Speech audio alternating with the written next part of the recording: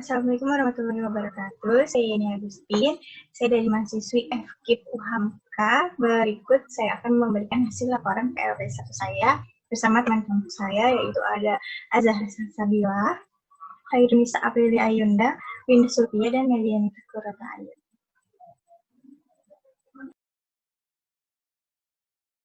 Untuk pertanyaan yang pertama, Pak, tiap sekolah kan pasti punya visi dan misinya masing-masing, Pak. Untuk di SMA Ponpes Al-Mutariyah ini, Pak, visi misinya apa saja ya, Pak? SMA terutama, ya, Al-Muhtariyah yang pertama itu adalah beriman, berakhlak, dan berdisiplin, serta berprestasi, atau yang kita kenal dengan 4B. Ya. Nah, untuk misinya yang pertama adalah menumbuhkan sikap dan perilaku mulia melalui pengkajian nilai-nilai keagamaan. Yang kedua adalah meningkatkan keimanan dan ketakwaan seluruh warga sekolah. Yang ketiga, meningkatkan kemampuan siswa dalam mengadakan hubungan timbal balik dengan lingkungan atau budaya sekitar. Tentunya ini berkaitan dengan akhlakul karimah. Ya, terima kasih Pak untuk pertanyaan selanjutnya. Ya. Dalam sebuah institusi pasti ada struktur organisasi atau kepengurusan. Kalau di SMA Ponpes Al-Muhtariyah sendiri, struktur organisasi dan manajemen kerjanya bagaimana ya Pak? Nah, di sini pondok pesantren dipimpin oleh Abi, yaitu Dr. Andes, Kiai Haji Halil, MMPD. Di bawah pimpinan pondok ada direktur. Nah, di sini itu yang dipimpin oleh Ustadz Aji Bimutar, SPDI. Kemudian ada pengasuh umum, yaitu Dr. Randa Hajah Nadra.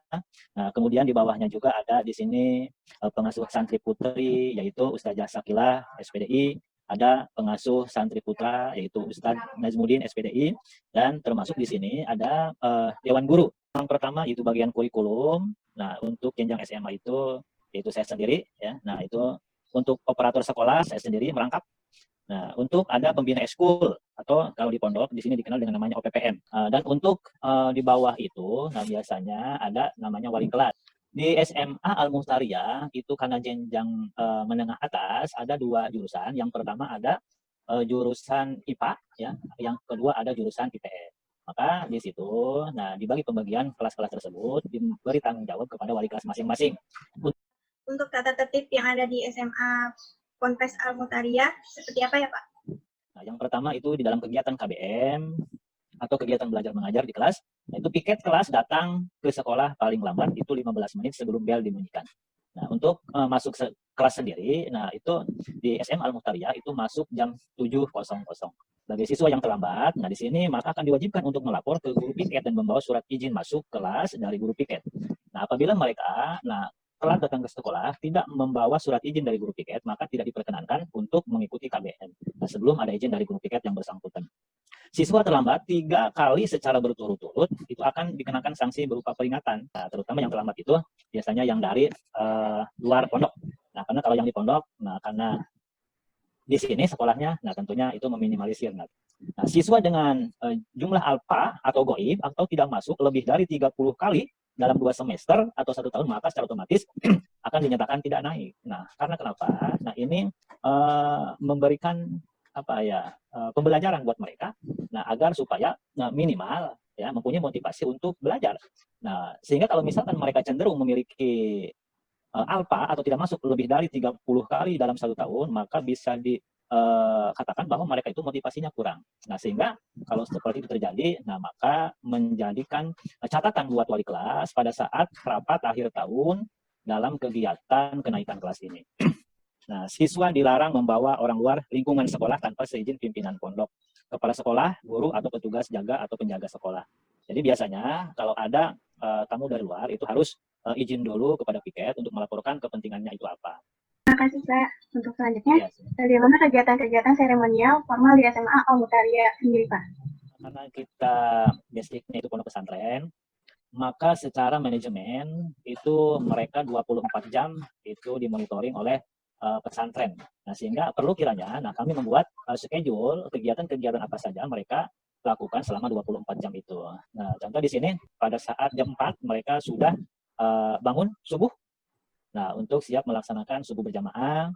Setelah subuh, nah kemudian kurang lebih jam 5 mereka mengaji Al-Quran. Setelah jam 6 mereka muhadasah dan apa istilahnya ya, belajar bahasa lah ya. Nah, jam 7 mereka datang ke sekolah, kemudian setelah jam 7 itu dilaksanakan di masjid.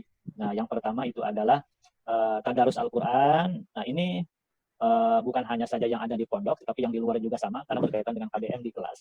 Nah, baru dilaksanakan KBM inti sampai jam 12 kurang lebih. Nah, sholat zuhur, kemudian setelah sholat zuhur, yang PP biasanya pulang.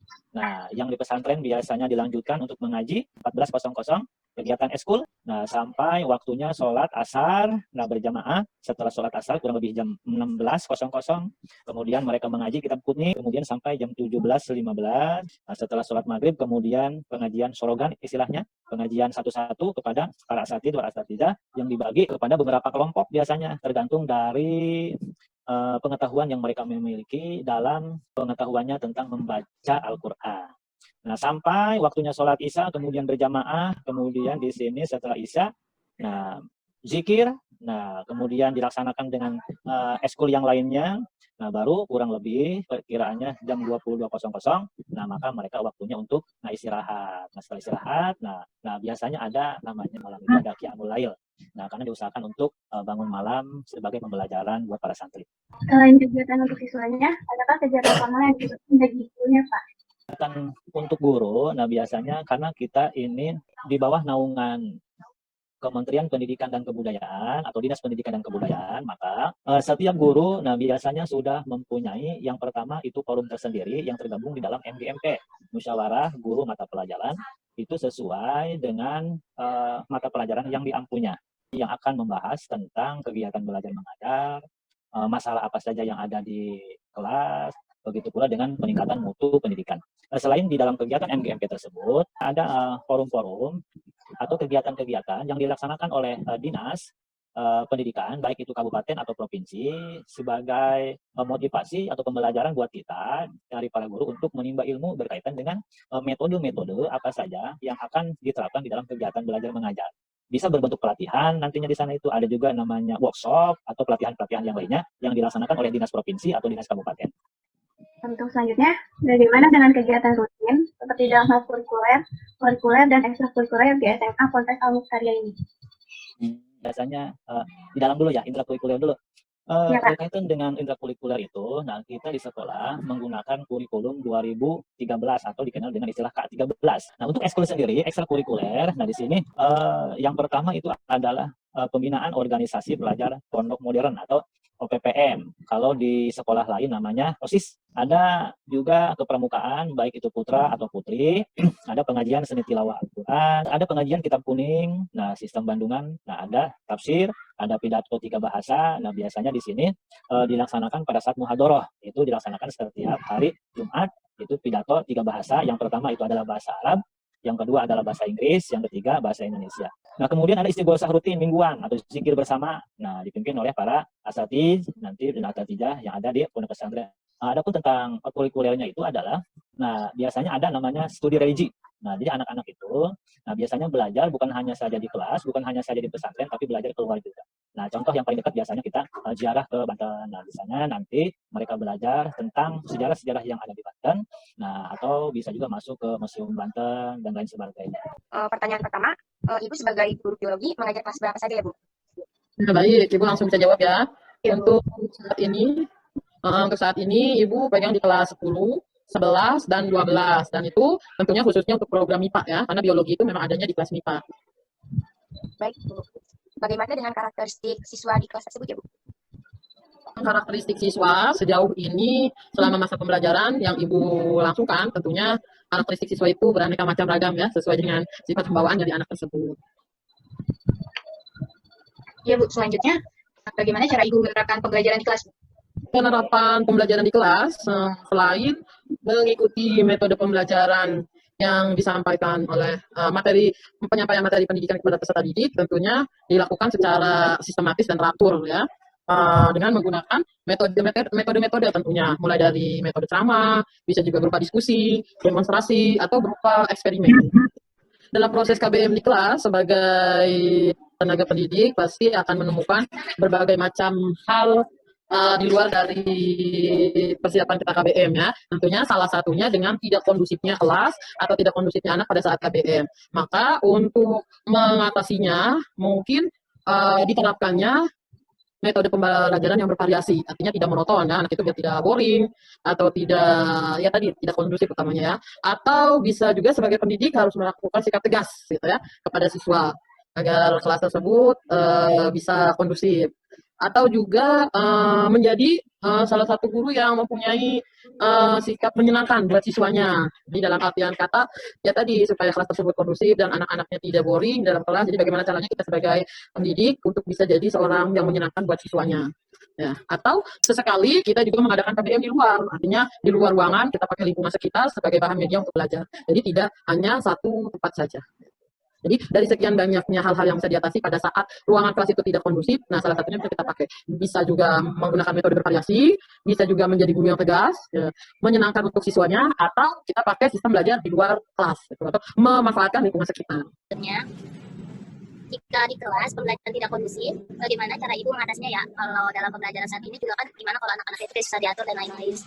Dalam proses KBM di kelas sebagai tenaga pendidik pasti akan menemukan berbagai macam hal di luar dari persiapan kita KBM ya. Tentunya salah satunya dengan tidak kondusifnya kelas atau tidak kondusifnya anak pada saat KBM. Maka untuk mengatasinya mungkin diterapkannya metode pembelajaran yang bervariasi, artinya tidak monoton ya, anak itu biar tidak boring atau tidak ya tadi tidak kondusif utamanya ya. Atau bisa juga sebagai pendidik harus melakukan sikap tegas gitu ya kepada siswa agar kelas tersebut bisa kondusif. Atau juga menjadi salah satu guru yang mempunyai sikap menyenangkan buat siswanya. Jadi dalam artian kata ya tadi supaya kelas tersebut kondusif dan anak-anaknya tidak boring dalam kelas. Jadi bagaimana caranya kita sebagai pendidik untuk bisa jadi seorang yang menyenangkan buat siswanya. Ya, atau sesekali kita juga mengadakan KBM di luar, artinya di luar ruangan kita pakai lingkungan sekitar sebagai bahan media untuk belajar. Jadi tidak hanya satu tempat saja. Jadi dari sekian banyaknya hal-hal yang bisa diatasi pada saat ruangan kelas itu tidak kondusif, nah salah satunya bisa kita pakai. Bisa juga menggunakan metode bervariasi, bisa juga menjadi guru yang tegas, ya, menyenangkan untuk siswanya, atau kita pakai sistem belajar di luar kelas, gitu, atau memanfaatkan lingkungan sekitar. Dalam penilaian ibu, cara penilaian ibu seperti apa dari aktifan, tugas, ujian, atau bagaimana ibu? Baik secara offline maupun online atau dari dalam penilaian, tentunya penilaian itu harus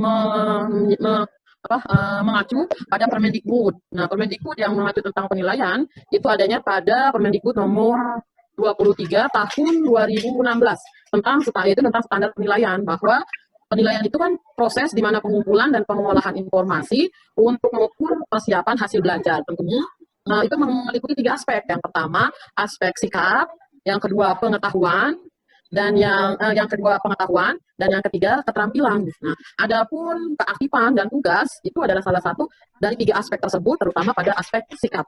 Gitu. Dari pembelajaran biologi ini, tantangan dan kendala dalam pembelajaran baik di kelas maupun daring bagaimana ya Bu? Kalau tantangannya sendiri mungkin karena di media ya, karena anak-anak peserta didik kita juga di sini masih banyak yang dari media belum ada yang mendukungnya juga, itu tantangannya. Kemudian kendalanya ya, mungkin terus tantangannya ya tadi selain sedikit rumit ya tentang pembelajaran biologi itu sendiri, karena untuk pembelajaran itu lebih banyaknya ke tugas tentunya ya, karena tidak ada tatap muka, jadi lewat daring tersebut yang ada kita tugaskan juga anak-anak belajar. Jadi kesan pendapat kamu selama bersekolah di sana kayak gimana sih? Jadi kesan saya selama di Al-Mutar ini, alhamdulillah saya bisa mendapatkan beasiswa prestasi lah gitu kan ya, dan teman-teman juga asik alhamdulillah. Untuk pertanyaan selanjutnya, aku mau nanya nih, Komala selama bersekolah di SMA Ponpes Al-Mutarya ini, kegiatan yang kamu lakukan apa saja ya? Saya menjadi siswa di sekolah Al-Mutarya ini, alhamdulillah saya bisa mengikuti kegiatannya itu pramuka, marching band, qasidah, hadroh. Jadi untuk pertanyaan selanjutnya, bagaimana pembelajaran untuk di luar kelas di SMA Ponpes Al-Mutarya, seperti praktikum atau tadi tur keluar, itu seperti apa ya? Jadi di Al-Mutarya ini biasanya setiap tahun sekali, yaitu study tour atau studi banding. Jadi dilaksanakannya itu setiap 1 tahun sekali, yaitu setiap habis Idul Adha biasanya. Baik, pertanyaan selanjutnya, bagaimana dengan pembiasaan positif di sekolah? Jadi kegiatan positif di sekolah itu yaitu seperti ngaji kitab, dan ngaji kitab juga bukan cuma satu, ada macam-macam kitab, contohnya Amil, Durmiyah, Nasul Ibad, Talimut Ta'lim, dan Aqidatul Awam. Kemudian selain ngaji kitab, di sini juga kegiatan positifnya itu yaitu ngaji sorogan, berjanji, tasrifat. Tadi hasil laporan PLP1 saya, kurang lebihnya mohon maaf. Sekian dan terima kasih. Assalamualaikum.